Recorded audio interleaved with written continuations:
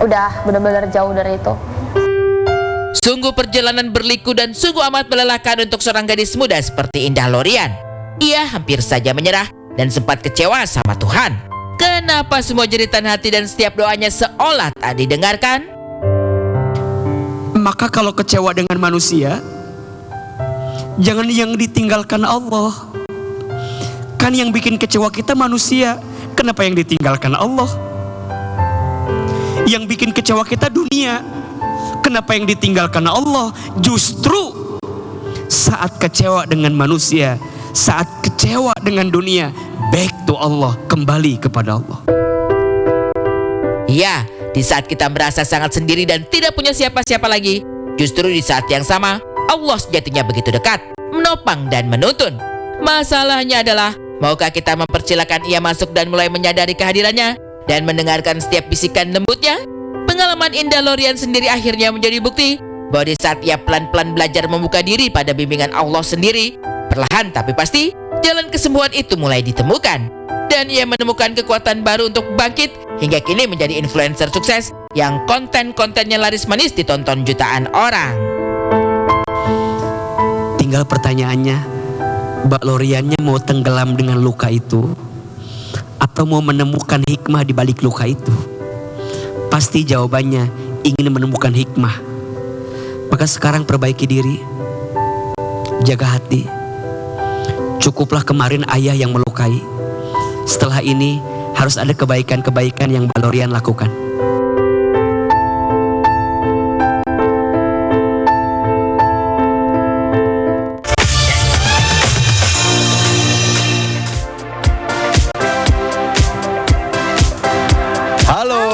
Good morning. Pagi hari ini kami berdua kembali menyapa Anda di Good Morning. Bersama saya Alfian Raharjo. Dan saya Dea Kartika. Langsung saja kita mulai Good Morning selengkapnya.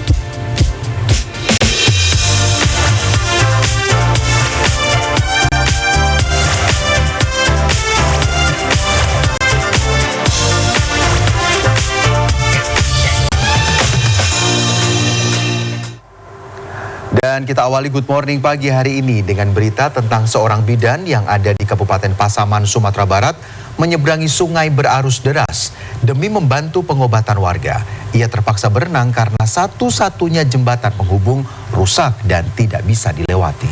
Berikutnya juga ada informasi, ini lalai saat sang ibu berbelanja dan sang ayah merokok di luar kendaraan. Seorang balita di Kabupaten Lamongan, Jawa Timur terkunci di dalam mobil selama 1 jam. Sempat panik, sang bocah berhasil dievakuasi oleh tim damkar. Awak kuilah berterumpam.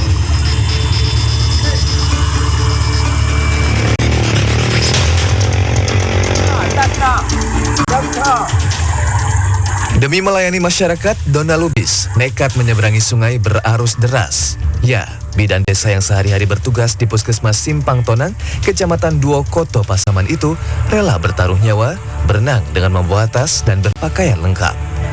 Untuk menuju pinggir sungai, Dona pun harus menuruni tebing curam dan licin. Tidak hanya itu, Dona juga harus melintasi jalan sempit dan berbahaya sejauh 26 km menggunakan ojek motor. Dona pun mengaku saat ia hendak menolong warga yang sakit, dirinya tak tahu kalau jembatan di sana rusak, sehingga ia pun terpaksa berenang. Dan menyeberang itu kira-kira 18 meter. Ya kan sebenarnya pasien ini pasien TB, Pak.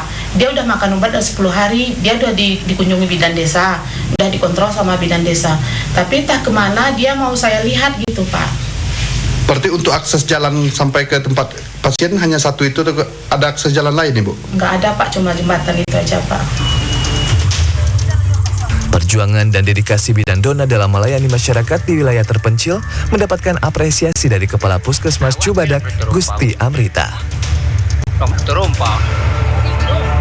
Untuk pengobatan lebih lanjut, pasien meminta meminta pengobatan lebih lanjut dengan menelpon salah seorang tenaga kesehatan kita, yaitu bidan Dona, untuk memberikan pelayanan ke sana, dan ini pelayanan yang terintegrasi antara Puskesmas Cibadak dan juga Puskesmas Simpang Tonang. Inilah keadaannya jembatan Batang Pasaman. Diketahui sejak jembatan Batang Pasaman yang menjadi penghubung ke Sinuangon putus beberapa hari yang lalu, banyak masyarakat yang juga harus bertaruh nyawa untuk melewati sungai.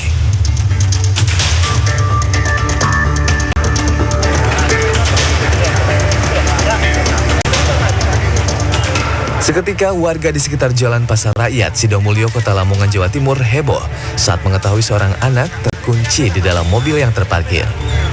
Kejadian pada Senin malam ini bermula ketika sang ibu keluar untuk berbelanja, sementara sang ayah merokok di luar mobil dan meninggalkan anak mereka sendirian di dalam mobil dalam kondisi menyala. Usai merokok, sang ayah baru sadar jika mobilnya terkunci otomatis sementara buah hatinya sedang tidur nyenyak. Di tengah kepanikan dan takut sang anak menghirup racun gas CO, upaya evakuasi petugas damkar juga terkendala. Sang orang tua melarang petugas memecahkan kaca mobil. Berapa kejadiannya tadi? Kejadiannya jam 18 tadi. Baru dapat terbuka ya, dengan segala upaya kita sebagai petugas memenuhi kebutuhan masyarakat yang membutuhkan. Alhamdulillah selamat. Pintu mobil pun berhasil dibuka setelah 1 jam petugas memberikan arahan sang anak untuk membuka pintu dari dalam. Tim Liputan CNN Indonesia. Seorang warga desa Selok Awar-Awar, Kecamatan Pasirian, Kabupaten Lumajang, Jawa Timur meninggal dunia saat menonton karnaval Saun Horeg. Saun Horeg digelar dalam acara selamatan desa dan peringatan Hari Ulang Tahun Republik Indonesia ke-80 di desa setempat. Ya, korban sempat dibawa ke RSUD Pasirian, namun nyawanya sudah tidak tertolong.